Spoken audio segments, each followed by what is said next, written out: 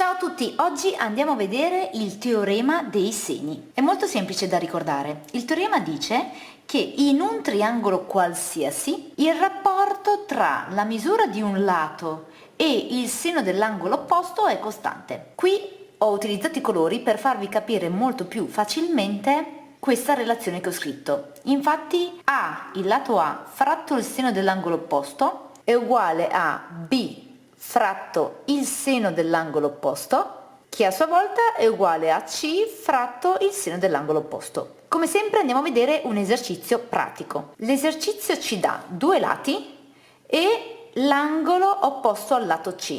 Ci chiede di trovare sen alfa. Quindi noi di questa uguaglianza qua andiamo a utilizzare soltanto quella dove coinvolge sia A che C, ovvero questa qua. Andiamo quindi a risolvere questa equazione e andiamo a sostituire i numeri. Il seno di π terzi, se vi ricordate nei video precedenti, vale radice di 3 fratto 2. Faccio l'MCM per togliere i denominatori, quindi in questo caso fare l'MCM vuol dire moltiplicare a incrocio, ovvero moltiplico sen alfa per 12 e moltiplico radice di 3 fratto 2 per 21. Ora, per trovare sen alfa basta che divido a destra e a sinistra per 12. In questo modo 12 e 12 se ne va. Qua posso dividere sopra e sotto per 3, sopra viene 7. Sotto 12 diviso 3 4. Quindi sen alfa viene questa schifezza qua. Se vado a fare questo calcolo con la calcolatrice noto che questo viene 1, qualcosa. Noi sappiamo che il seno e il coseno sono funzioni goniometriche che sono sempre comprese tra meno 1 e 1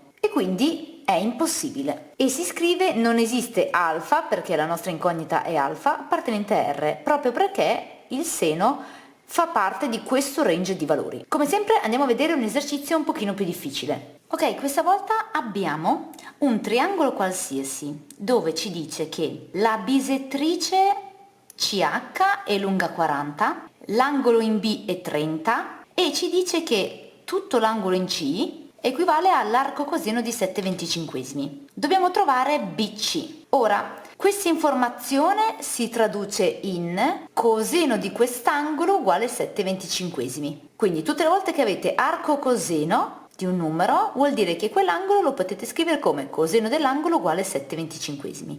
Oppure tutte le volte che avete arco sen, allora qui scriverete sen dell'angolo uguale al numero, ok? Quando l'esercizio vi dà questa informazione voi sapete come tradurla. Ora chiamiamo per semplicità tutto quest'angolo alfa, ok? Così possiamo dire che quello che ho indicato con il puntino è alfa mezzi, perché CH è la bisettrice e la bisettrice per definizione è quel segmento che mi divide l'angolo in due parti uguali. Quindi se tutto questo è alfa, i due puntini sono alfa mezzi. Ok, di questo triangolo CHB ci manca questo angolo.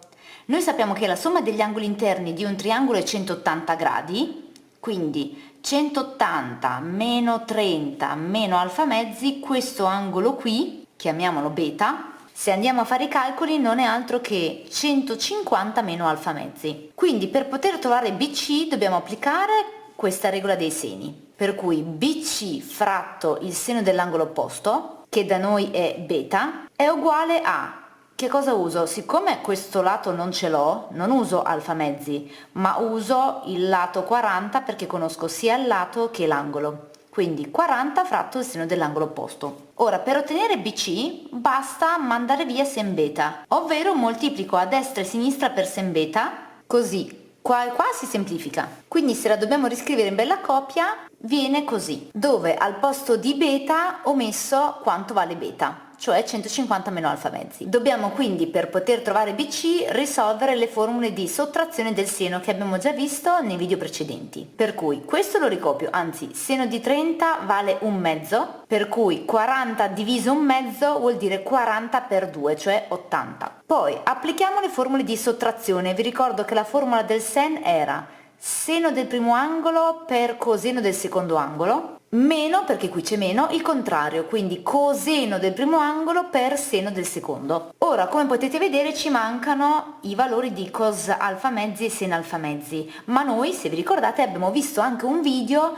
sulle formule di bisezione. Ve le riscrivo qui. Quindi nel nostro caso il coseno di alfa mezzi è più o meno radice di questa roba qua. Nel nostro caso l'angolo è acuto, quindi sia il coseno che il seno sono valori positivi. Cos alfa vi ricordo che era 7/25 perché ACB era quello che avevo chiamato alfa, quindi tutto l'angolo C. Per cui il coseno di alfa mezzi viene, sommando sopra viene 25 più 7 che fa 32/25, moltiplicato per un mezzo, il 2 che c'era qua, 32 e 2 si semplifica, qua viene 1 e qua 32 diviso 2 16 e quindi viene 4 quinti. Ora andiamo a fare il seno, la stessa cosa ma ci sarà il meno qui, sopra se faccio l'MCM viene 25 meno 7 che fa 18/25 per un mezzo perché qua c'era diviso 2, 18 e 2 si semplifica, qua rimane 1 e qua rimane 9, per cui la radice è 3 quinti. Ok, ora che abbiamo fatto questo calcolo qua, ritorniamo alla nostra formula. 80 lo ricopio, vado qua a capo. Il seno di 150 vi ricordo che è un mezzo, per il coseno di alfa mezzi che lo abbiamo appena trovato, 4 quinti, meno il coseno di 150 vale meno radice di 3 fratto 2, ma con il meno davanti, meno per meno più, per il seno di alfa mezzi che lo abbiamo appena trovato, quindi 3 quinti. A questo punto andiamo a fare i calcoli, qua viene 4 decimi, mentre qua sopra con sopra moltiplico 3 radice di 3 decimi. Se divido tutto per 10, qua viene 8 e qua i due 10 se ne vanno e quindi il risultato finale è questo. In questo esercizio abbiamo ripassato un po' tutto perché abbiamo visto sia la formula di sottrazione del seno sia la formula di bisezione del seno e coseno, in più la formula per il teorema dei seni. Ecco qua gli esercizi che vi ho preparato. Siete pronti? Azionate il cronometro e fate più esercizi possibili in 2 minuti di tempo. Scoprirete che bastano pochi minuti per raggiungere ottimi risultati. Allora, che ne pensi di questi esercizi? Ti sono venuti tutti? Fammelo sapere e scrivimi in chat. Iscriviti anche al mio canale Instagram e TikTok per divertirti insieme a me ogni giorno in nuovi quiz e tenere allenata la mente. Io sono Monia Tomassini e se ancora non lo sai, il mio motto è: se non sei ancora bravo in matematica è perché ancora nessuno te lo ha insegnato.